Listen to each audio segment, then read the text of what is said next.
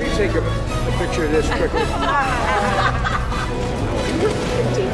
Remember, no serious guys in your 30s. Need any help on your checks? Let me know. Look at that. Still working out. Anybody else want to be sworn in as a senator today? That's a Democrat, I know, but it's okay. Spread your legs, you're going to be frisked. Vice President Biden having some fun there, swearing in the new senators on Capitol Hill. And we are joined now by three rising stars of this new Congress. Democratic Senator Heidi Heitkamp, who surprised so many in the political world by winning in North Dakota, a state where Mitt Romney beat President Obama by almost 20 points. Republican Congressman Tom Cotton from Arkansas, who volunteered with 101st Airborne in Iraq and Afghanistan after getting degrees from Harvard and Harvard Law. And Joaquín Castro of Texas, just named president of the House Freshman Democrats. You might remember his twin brother, the mayor of San Antonio, keynoted this year's Democratic convention. Welcome to all of you. And Senator Heitkamp, let me begin with you. You're one of 20 women now in the Senate. We saw all of you talking with Diane Sawyer just the other day, talking about how women are better at working together than men. And during the campaign, that was actually your biggest criticism of President Obama. I want to show everybody what you said during the campaign. I think President Obama's failed in the one test America had for him, which was to unite the country. I think he needed to be more hands-on. I don't think he's done enough to think broadly and come up with solutions that would engage both sides in a reasonable dialogue. So how specifically does he fix that right now, and how can you help him? I think the first thing, and in the last segment, you saw a leader, the minority leader, talk in ultimatums. We all need to stop talking in ultimatums and say only these, narrowing the debate. Put everything on the table, start working together. That's what you do in America, in every small town and every business in America. You don't rule out anything. But the president's got an ultimatum. He says he's not even going to talk about spending cuts over the debt limit. I think what we need to do is stop talking in ultimatums and start talking about how we resolve the issue with a sense of urgency. And so that's what the American people sent us here to do. And that's why I think I got elected, because I talked about results. There's people who run for these jobs who want the job, and then there's people who want to do the job. And we just need to get to work. Congressman Castro, a lot of your Democratic allies think the president hasn't been tough enough. Well, sure. He has gotten some criticism on the left. But, whenever you come to a compromise with the other party, you're going to get criticism from your own party, too, because it's not a perfect deal. And the president has worked in earnest with Republicans to try to reduce the debt.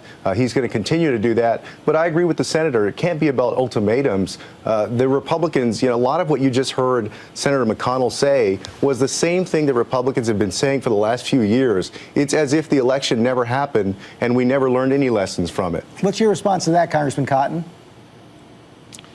Well, we have a debt crisis in this country, and it's clearly caused by too much spending and too little growth. And we have an opportunity over the next 60 to 90 days in the new Congress to face the most consequential questions that we will face in the next 2 years.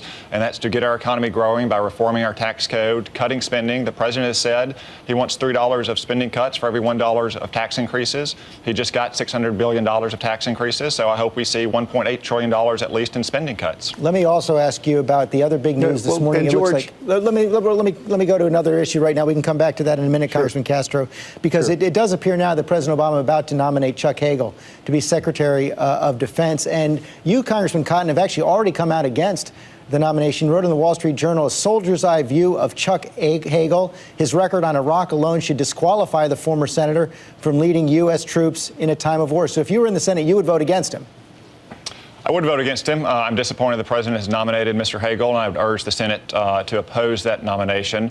Mr. Hagel came out against the surge the week that I returned from Iraq in 2006, said the war couldn't be won. No one had told us that when we were fighting it in 2006.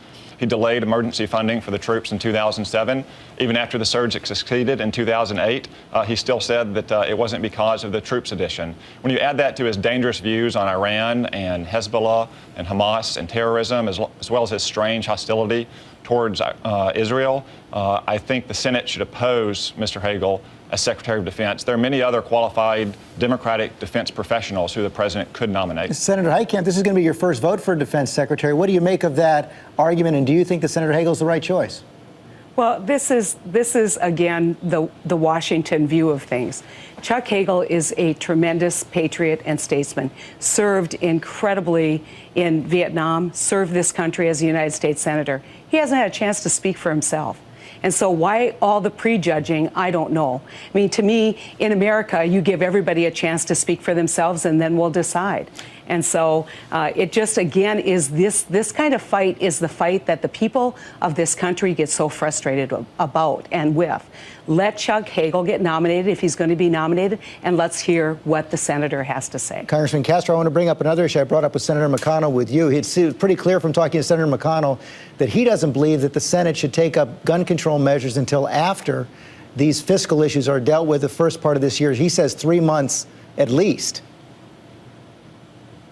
Well, you know, there's no question that the debt is an important issue, but immigration reform and gun control are also important issues that the American people, quite frankly, have asked the Congress to deal with. I'm giving him the benefit of the doubt that he's sincere in wanting to deal with the debt first, but I hope that it's not a stalling tactic. And I wanted to say also, with regard to the situation with the debt ceiling limit, the worst thing that we can do as a nation is create another self-inflicted wound the way we did last time. The best thing that we can do is cooperate, work together in a bipartisan spirit to get this economy back and working. That's one of the ways that we're going to be able to reduce this debt and get things moving again. Senator Heitkamp, you're a proud NRA member in the state of North Dakota. Are you willing to sign on to some of the reforms that Vice President Biden and President Obama are already talking about?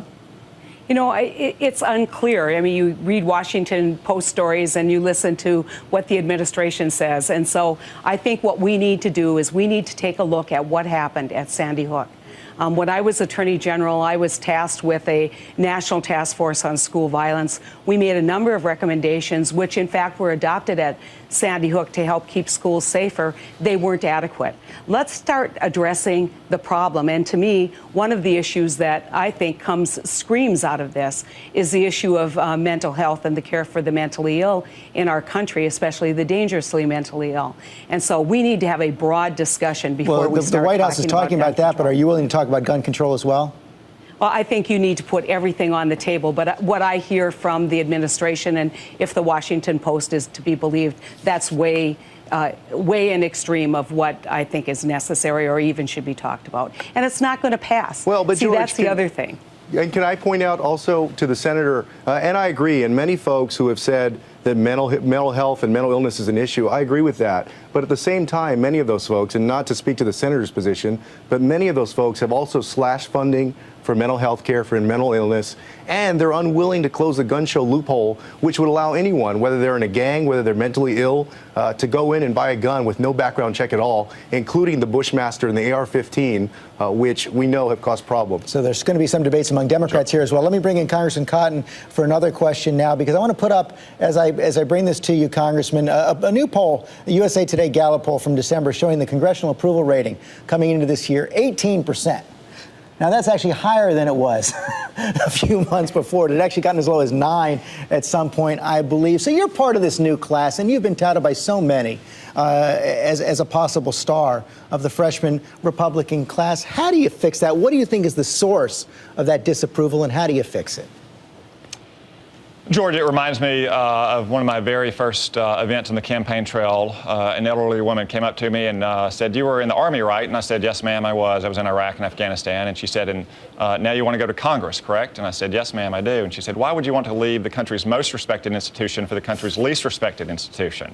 And I think one of the reasons why the Army and the military more broadly is respected is the character they display, not just the actions they take. The willingness to confront hard problems head on, a sense of purpose and mission and teamwork, to deal with ambiguous, difficult circumstances and make hard decisions under the highest of stakes.